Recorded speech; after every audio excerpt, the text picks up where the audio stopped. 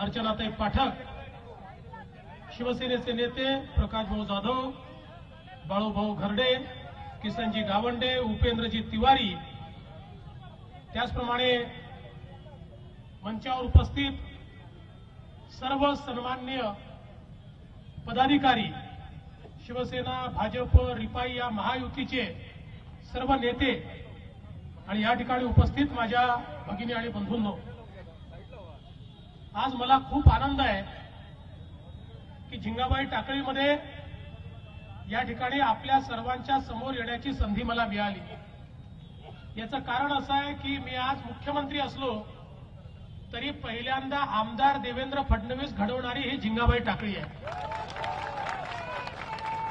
आपण सगळ्यांनी प्रेम देऊन 2 वेळा मला इथनं आमदार बनवून पाठवलं आणि त्यातनं खऱ्या अर्थानं माझं नेतृत्व तयार झालं आणि आज आपल्याच आशीर्वादानं महाराष्ट्राचा मुख्यमंत्री म्हणून या ठिकाणी मी काम करतोय आणि म्हणून पुन्हा या ठिकाणी आल्यानंतर माझ्या कुटुंबात मी परत आलो असं मला निश्चितपणे या ठिकाणी वाटतं।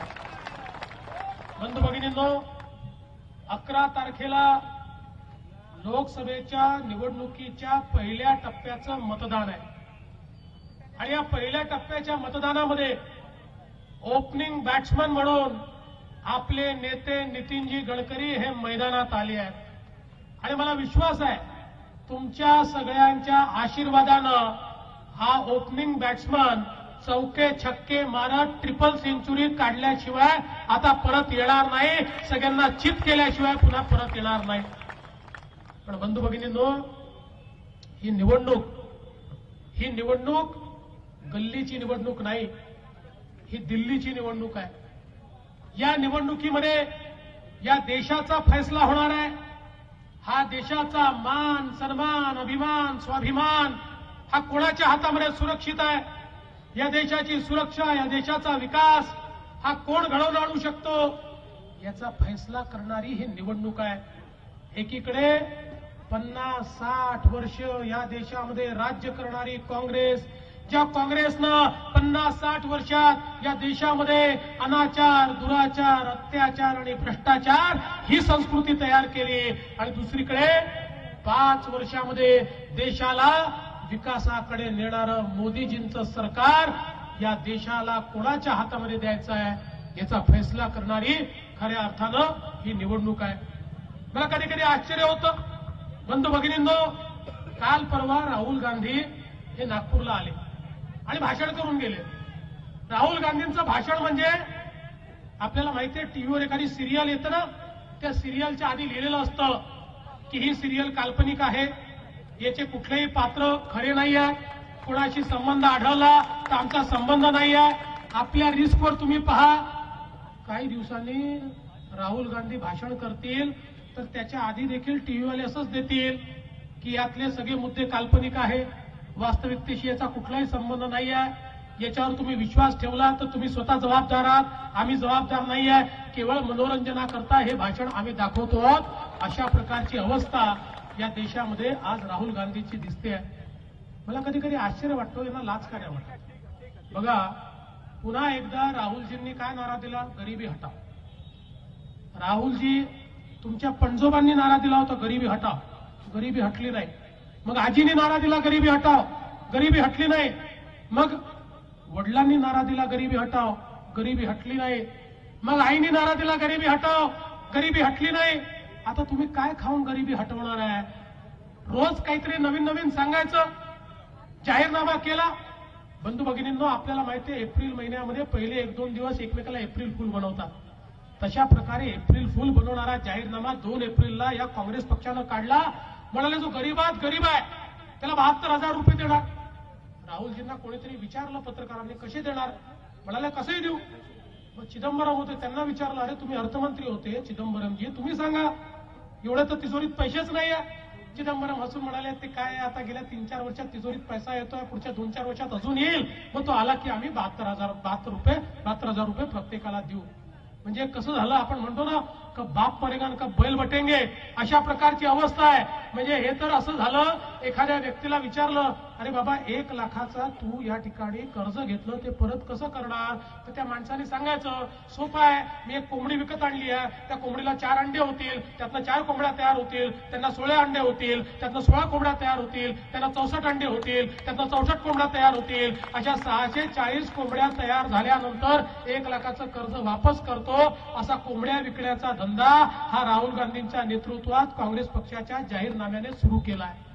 बंधू भगिनींनो, हे कसे आहे, एखाद्या गावामध्ये गेले तर त्या ठिकाणी सांगतात रस्ता करू, तुमच्या गावामध्ये लाईट लावू, तुमच्या गावात वाचनालय करू, तुमच्या गावाच्या नदीवर पूल बांधू। एक गृहस्थ उभे राहिले म्हणाले, आमच्या गावात तर नदीच नाही आहे। म्हणाले काय हरकत नाही, मग आधी नदी बांधून मग पूल बांधू। अशा प्रकारची मानसिकता असलेले केवळ 50-60 वर्ष या देशाला मूर्ख बनवण्याचं काम यांनी केलंय। या देशामध्ये गरिबीवर खरा आघात जर कोणी केला असेल तर तो देशाचे पंतप्रधान नरेंद्र मोदीजी यांच्या नेतृत्वातल्या एनडीए सरकारनं तो केलेला आहे। आपण बघा, एक एक योजना, जनधन सारखी योजना, त्या 34 कोटी लोकांना जनधनचं खातं मिळालं। देशाच्या स्वातंत्र्याच्या 65 वर्षानंतर ज्यांना बँकेचा चपराशी देखील बँकेत एंट्री देत नव्हता, आज त्यांच्याजवळ जनधनचं खातं आलं। आणि नुसतं खातं नाही आलं, लोकांना असं वाटलं खातं दिलं तर कोणचं मोठं झालं, पण ज्यावेळी राजीव गांधी देशाचे पंतप्रधान होते त्यावेळी राजीव गांधी असं म्हणायचे, मी दिल्लीहून 1 रुपया पाठवतो, शेवटच्या माणसापर्यंत केवळ 15 पैसे त्या ठिकाणी पोहोचतात, 85 पैसे भ्रष्टाचार खाऊन टाकतो। मोदीजींनी सांगितलं, मी 1 रुपया पाठवीन तर 1 रुपया शेवटच्या माणसापर्यंत पोहोचला पाहिजे। डीबीटीची योजना सुरू केली आणि 5 वर्षामध्ये जनधनच्या खात्यामध्ये 80,000 कोटी रुपये टाकले। कोणी दलाल नाही, कोणी मध्यस्थ नाही, कुठलाही भ्रष्टाचार नाही, थेट लोकांच्या योजना लोकांपर्यंत। स्वच्छ भारत अभियानाच्या अंतर्गत या देशातल्या केवळ 45% लोकांकडे शौचालय होतं। आमच्या आया भगिनींना त्या ठिकाणी रात्र होण्याची वाट पाहावी लागायची किंवा दिवस उजाडायच्या आत जावं लागायचं। आज स्वच्छ भारत अभियानाच्या माध्यमातून या भारतामध्ये आज 98% लोकांपर्यंत शौचालय पोहोचलेलं आहे। आणि आज आमच्या आया भगिनींना त्या ठिकाणी आपल्या लज्जा रक्षणाची त्या ठिकाणी अवस्था होत नाही, ही परिस्थिती आहे। या ठिकाणी उज्ज्वलासारख्या योजनेतनं हजारो घरांमध्ये गॅस पोहोचलाय, उजालासारख्या योजनेतनं लाईट पोहोचलाय, प्रधानमंत्री आवास योजनेतनं घरकुल होत आहे। आज आपल्या नागपूरमध्ये माननीय गडकरी साहेबांच्या नेतृत्वामध्ये एकट्या नागपूरमध्ये 50,000 घरांचं काम हे माननीय गडकरी साहेबांनी मंजूर केलं। त्यातले 15,000 घर आज पूर्ण होत आहेत। गरिबांकरता घर बांधण्याचं काम आज या ठिकाणी होताना आपल्याला दिसत आहे। बंधू भगिनींनो, केवळ घर बांधण्यापुरतं मर्यादित नाहीये। आपले नेते माननीय नितीनजी गडकरी या ठिकाणी आले आहेत। एकदा जोरदार टाळ्या वाजवून नितीनजींचं सगळ्यांनी स्वागत करावं। बंधू भगिनींनो, आज केवळ या ठिकाणी घरं बनवणं एवढंच नाही, तर नितीनजींच्या नेतृत्वामध्ये या नागपूर शहरामध्ये हजारो झोपडपट्टीच्या लोकांना पहिल्यांदा मालकी हक्काचा पट्टा मिळतोय। 50 वर्ष काँग्रेस केवळ सांगायचं झोपडपट्टीवासियांना मालकी हक्काचा पट्टा देऊ, मालकी हक्काचा पट्टा देऊ, पण कधीही झोपडपट्टीवासियांना मालकी हक्काचा पट्टा मिळाला नाही। पण आज नितीनजींच्या नेतृत्वात 25,000 लोकांना मालकी हक्काचे पट्टे आम्ही दिले आणि प्रत्येक झोपडपट्टीवासियाला मालकी हक्काचा पट्टा आम्ही देतोय। आणि एवढंच नाही तर त्याच्याकडे जर घर नसेल तर त्याला घर बांधण्याकरता 2.5 लाख रुपयाचं अनुदान हे देखील त्या ठिकाणी आपण देतोय। बंधू भगिनींनो, खऱ्या अर्थानं गरिबीच्या विरुद्ध लढाई या देशामध्ये मोदीजींच्या नेतृत्वात सुरू आहे। आज नितीनजींच्या नेतृत्वामध्ये आपण बघितलं ज्या प्रकारे नागपूर शहर बदललं, तुम्हाला मला अभिमान वाटला पाहिजे। बंधू भगिनींनो, वर्ल्ड इकॉनॉमिक फोरमनं 2030 सालामध्ये जगातल्या सर्वात वेगानं विकसित होणाऱ्या 10 शहरांची त्या ठिकाणी निवड केली आणि त्याची यादी जाहीर केली। आणि आपल्याला अभिमान वाटला पाहिजे, जगातल्या या पहिल्या 10 शहरामध्ये आपलं नागपूर शहर हे वर्ल्ड इकॉनॉमिक फोरमनी घेतलेलं आहे। हे काम आज या नागपूर शहरामध्ये चाललंय। आज मिहानच्या माध्यमातून हजारो हातांना काम मिळतंय, रोजगार मिळतोय। रोजगाराची संधी त्या ठिकाणी मिळाली आहे. आणि आज आपण बघितलं ज्या प्रकारे इन्फ्रास्ट्रक्चरचं काम होत आहे, आज ज्या प्रकारे आरोग्य सेवा आपल्याला मिळते आहे, आज ज्या प्रकारच्या इन्स्टिट्यूशन्स आमच्या विद्यार्थ्यांकरता आले आहेत, या नागपूर शहराचा चेहरा मोहरा बदलण्याचं काम हे नितीनजींनी केलं. पण केवळ नागपूर शहरापुरते मर्यादित नाहीये. ज्या व्यक्तीला आपण निवडून देतोय केवळ नागपूरचा खासदार नाही आहे. नितीनजी गडकरी मोदीजींच्या सरकारमधले सगळ्यात एफिशियंट मंत्री आहेत. या देशाला बदलण्याचं काम हे मोदीजींनी आणि नितीनजींनी केलं आहे. आणि म्हणून आपण केवळ खासदार निवडून देत नाही, तर एक या देशाचा नेता निवडून देतो. आज विदर्भामध्ये सिंचनाच्या सोयी असतील, महाराष्ट्रात रस्त्यांचं जाळं असेल, देशामध्ये रस्त्यांचं जाळं असेल, नितीनजींच्या माध्यमातून आज इतक्या मोठ्या प्रमाणात परिवर्तन झालं. ज्या गंगेला आपण माता मानतो त्या गंगेमध्ये अवस्था होती ती गंगा गटार गंगेसारखी होती. नितीनजींना गंगा शुद्धीकरणाचं काम देण्यात आलं. आता कुंभमेळा झाला, 20 कोटी लोकांनी गंगेमध्ये स्नान केलं आणि प्रत्येकाने आश्चर्याने तोंडात बोट घातलं की कालपर्यंत गटार गंगा असलेली आमची गंगा आज निर्मल आहे, ती अविरल आहे, ती स्वच्छ आहे आणि त्या ठिकाणी पवित्रपणे त्या ठिकाणी ती गंगा वाहते आहे. याचं श्रेय जर कोणाला असेल तर ते आमच्या नितीनजी गडकरींना आहे. आणि म्हणून बंधू भगिनींनो, एकीकडे विकास आहे, प्रत्येक व्यक्तीचा विचार आहे, सामान्य माणसाकरता झटणारे आमचे नेते आहेत, आणि दुसरीकडे भंडाऱ्यातलं जे पार्सल आपल्याकडे आलंय ना,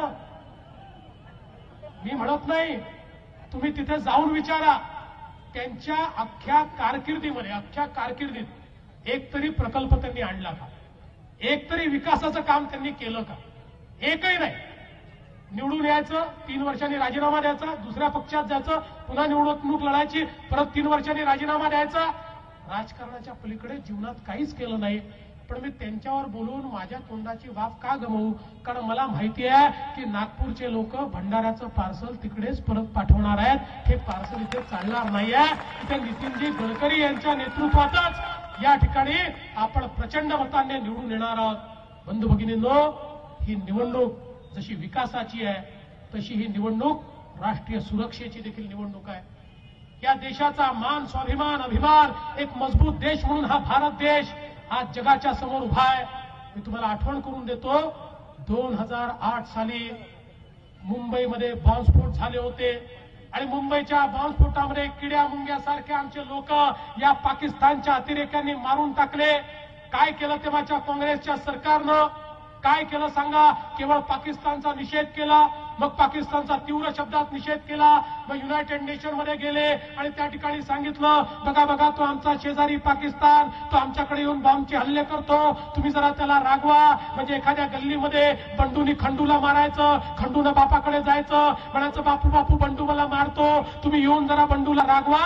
125 कोटीच्या देशाची अवस्था इतकी लाचार यापूर्वी कधी नव्हती. पण बंधू भगिनींनो, आपण बघितलं, या देशातलं सरकार बदललं आणि मोदीजींच्या नेतृत्वामध्ये 2016 साली उरीमध्ये आमच्या सैनिकांवर हल्ला झाला, आमच्या सैनिकांना शहीद करण्यात आलं. मोदीजींनी लष्कराला सांगितलं, तुम्हाला सर्वाधिकार दिले, या सैनिकाच्या जीवाचा मोल काय आहे तो आता पाकिस्तानी अतिरेक्यांना कळलाच पाहिजे. आणि आमचं जाबाज सैन्य त्या ठिकाणी पाक व्याप्त काश्मीरमध्ये गेलं, त्या ठिकाणी सर्जिकल स्ट्राईक केले, त्या ठिकाणी दहशतवाद्याचे अड्डे नष्ट करून एकही आमच्या सैनिकाला खरोच आली नाही. आमचे सैनिक त्या ठिकाणी परत आले. बंधू भगिनींनो, यापूर्वी या जगामध्ये केवळ 2च देश असे होते की ज्या देशांना हे सामर्थ्य प्राप्त होतं की त्यांच्या सैनिकांना कोणी मारलं तर त्या देशामध्ये घुसून त्या देशातल्या अतिरेक्यांना मारायचे. एक होता अमेरिका, दुसरा होता इस्रायल. या 2 देशाच्या रांगेमध्ये तिसरा देश भारत देश उभा राहिला. बंधू भगिनींनो, पण पाकिस्तान कुत्र्याच्या शेपटीसारखा, कुत्र्याची शेपूट वाकडी ती वाकडी, पुन्हा पुलवामामध्ये त्या ठिकाणी सीआरपीएफच्या जवानावर ज्यांनी हल्ला केला, आमच्या जवानांना शहीद केलं. मोदीजींनी लष्कराला सांगितलं, आता या आमच्या जवानांच्या शहादतचा बदला घेतला पाहिजे. तुम्हाला सर्वाधिकार देतो, कुठल्या दिवशी जायचं, कसं जायचं, कुठे जायचं, कशाने जायचं, कसा हल्ला करायचा तुम्ही ठरवा. आणि या भारताची जाबाज सेना जी थकत नाही, जी विकत नाही, जी झुकत नाही, या सेनेनं रात्री 3:30 वाजता बालाकोटमध्ये हवाई हल्ला केला आणि त्या ठिकाणी पाकिस्तानचे अड्डे उद्ध्वस्त करून टाकले. बंधू भगिनींनो, आमच्या लष्कराच्या प्रमुखांनी सांगितलं पाकिस्तानमधले अड्डे आम्ही नष्ट केले. अमेरिकेने मान्य केलं, चीनने मान्य केलं, रशियाने मान्य केलं. केवळ 2च लोक असे होते जे मान्य करत नव्हते, जे पुरावे द्या म्हणत होते. एक होता पाकिस्तान, कारण ज्याची परिस्थिती सहनही होत नाही, सांगता येत नाही अशा प्रकारची होती. आणि दुसरं पुरावे द्या म्हणत होता काँग्रेस पक्ष. या देशाच्या लष्करावर त्यांचा विश्वास नाही, लष्कराला पुरावे मागत होते. मी म्हटलं अरे आधी सांगितलं असतं, जे रॉकेट पाठवलं त्याच्यासोबत एक काँग्रेसचा नेता बांधून पाठवला असता की जा आणि त्या ठिकाणी पहा कशा प्रकारे दहशतवाद्यांचे अड्डे नष्ट झाले आहेत. पण बंधू भगिनींनो, त्याही पेक्षा गंभीर काय आहे, परवा काँग्रेसचा जाहीरनामा आला आणि काँग्रेसच्या जाहीरनाम्यामध्ये काय म्हणताय? काँग्रेसच्या जाहीरनाम्यात ते म्हणतात देशामध्ये आमचं सरकार आलं तर जम्मू काश्मीरमधनं आम्ही सैन्य परत घेऊ, आम्ही सैन्य कमी करू. दुसरं ते काय म्हणतात? जम्मू काश्मीरमध्ये सैन्याला जे विशेष अधिकार दिले आहेत ते आम्ही काढून टाकू. बंधू भगिनींनो, काय अधिकार आहेत? जर या ठिकाणी आतंकवादी घुसले तर त्यांना मारून टाकण्याचे अधिकार सैन्याला आहेत. आणि पाकिस्तान्यांकडनं पैसे घेऊन सैन्यावर जे दगडफेक करतात त्यांना अटक करण्याचे अधिकार सैन्याला आहे. हे सैन्याचे अधिकार काढून टाकू असं जर काँग्रेस म्हणत असेल तर माझा सवाल आहे, हा काँग्रेसचा जाहीरनामा आहे का जैश ए मोहम्मदचा जाहीरनामा आहे? हा देखील एकदा सवाल आमच्या समोर या ठिकाणी येतोय. आणि एवढंच नाही, मतांकरता ही पार्टी इतकी लाचार झाली आहे. त्यांनी पुढे काय सांगितलं त्या जाहीरनाम्यामध्ये? आम्ही निवडून आलो तर कलम 124A काढून टाकू. काय आहे 124A? काय आहे? या देशामध्ये डॉक्टर बाबासाहेब आंबेडकरांनी आम्हाला संविधान दिलं, ज्या संविधानानं समानता दिली, समता दिली, जगण्याचा अधिकार दिला.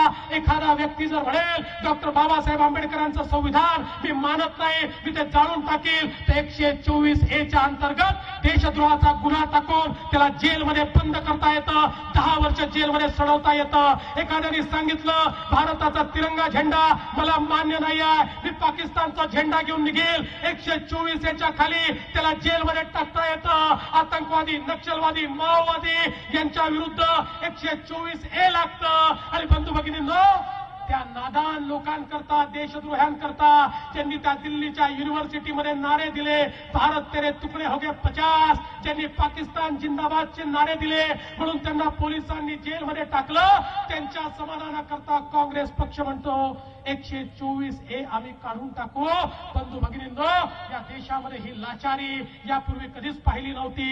ही निवडणूक केवळ कोणाला पंतप्रधान, खासदार बनवण्याची निवडणूक नाही आहे. हा देश राहिला तर आपण राहू. या देशाकरता, या देशाला एक उत्तम सरकार देण्याकरता या ठिकाणी ही निवडणूक आहे. आणि नितीनजी या ठिकाणून प्रचंड बहुमताने निवडून गेल्यानंतर त्या ठिकाणी मोदीजी आणि नितीनजी यांच्या नेतृत्वात एक मजबूत भारत तयार होणार आहे. एका हातामध्ये तिरंगा आणि दुसऱ्या हातात संविधान, याचं रक्षण करत एक बलशाली भारत आपल्याला तयार करायचा आहे. आणि म्हणून मी तुम्हाला एवढीच विनंती करतोय, नितीनजी निवडून येणार हे तर काळ्या दगडावरची रेघ आहे, पण आपला राष्ट्रीय नेता हा रेकॉर्ड मताने निवडून आला पाहिजे, एवढीच विनंती तुम्हाला करतो आणि माझं बोलणं संपवतो. धन्यवाद. जय हिंद, जय भारत.